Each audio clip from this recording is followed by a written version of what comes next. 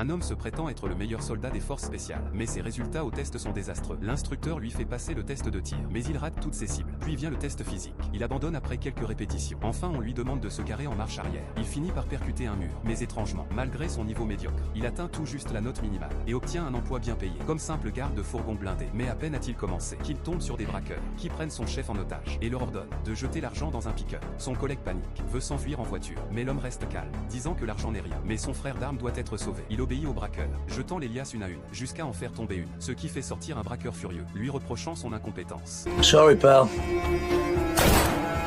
Soudain la situation bascule, l'homme devient une machine à tuer, un tir à mort. Les braqueurs paniqués n'ont pas le temps d'armer leurs armes, qu'ils se font abattre. Un braqueur au loin sort du véhicule, il change tranquillement son chargeur, attend que les braqueurs épuisent leurs balles, remonte son pantalon et passe en mode tir automatique.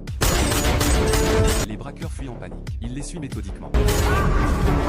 Il élimine facilement tous les braqueurs. Ses tirs précis laissent ses collègues stupéfaits. Il ne quitte pas les lieux, soulève chaque cagoule, cherchant un visage en particulier. Ses méthodes sanglantes attirent les soupçons de la police et inquiètent sa hiérarchie. Les RH veulent le suspendre, mais le PDG le soutient. Dans ce métier, les braquages sont fréquents. Un talent comme le sien est crucial pour protéger les fonds. Bientôt, il affronte un nouveau braquage, mais cette fois c'est différent. Les braqueurs peignent les vitres en noir, bloquant toute visibilité, puis lancent des fumigènes. Sous la fumée irritante, il doit sortir du véhicule quand les braqueurs lui ordonnent de s'allonger. Une vision terrifiante glace le chef des braqueurs, qui ordonne la retraite immédiate. Son chef d'équipe reste bouche bée. Cet homme n'est clairement pas un simple garde, mais un ancien parrain de la mafia. Là où la CIA échoue, il résout les affaires en 2 semaines. Il a infiltré cette société pour retrouver le meurtrier de son fils. 6 mois plus tôt, un fourgon blindé était attaqué par des braqueurs professionnels.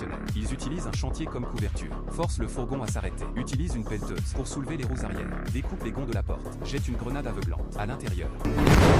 2 gardes sortent les mains en l'air, pendant qu'un jeune garçon assiste à la scène en écoutant de la musique. Il appelle son père, mais la ligne est occupée. Les braqueurs le font sortir et s'allonger au sol. L'un des gardes cache un pistolet pour tenter une contre-attaque. Son collègue le supplie de se rendre, mais il choisit de se battre, ignorant que les braqueurs sont d'anciens militaires aguerris. Les 2 gardes sont exécutés. Le garçon regarde un braqueur qui retire sa cagoule. Le braqueur l'aperçoit et l'abat froidement. Le père arrive et voit son fils mourir. Il charge les braqueurs sous une pluie de balles avant de s'effondrer.